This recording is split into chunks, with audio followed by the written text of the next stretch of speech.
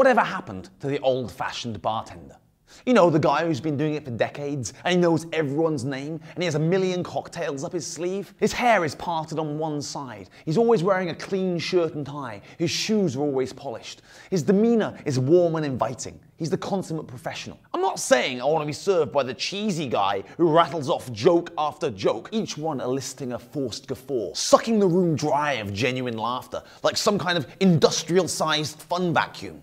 You know, the guy who claims he's Irish, even though his accent is obviously Canadian, but he thinks it'll lend his profession some credence if he claims Gaelic lineage, but instead just attracts other such faux pricks who claim that their great-grandma once slept with a travelling salesman from Kildare. And I'm not saying I want to be served by the 80-year-old hotel bartender, the guy in a dirty, ill-fitting tux, who refuses to retire and who they can't fire because he's unionized and he can basically do what he wants, no matter how incapable he becomes of performing his duties. The ancient mariner type, you know, old Father Time himself, who shuffles around waiting for death to come and scythe him down, trudging around like some kind of mindless tortoise, swaying to a slow waltz. 1, 2, 3, 1, 2, 3.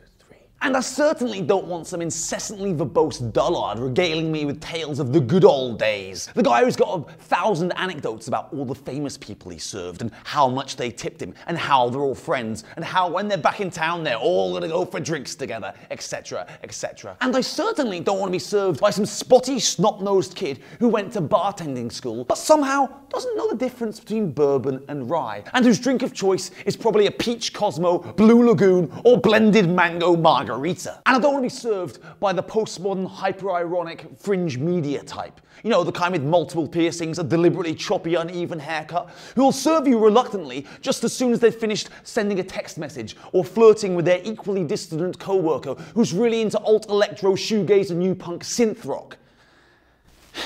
I'm just saying, I'm a simple man with simple tastes. I just want my drink served by a guy who says, "What'll it be?" the second I sit down at the bar, and then brings me my request swiftly and with a minimum of fuss. Perhaps just a deferent nod and a glance, as if to say, "I'm here if you need anything."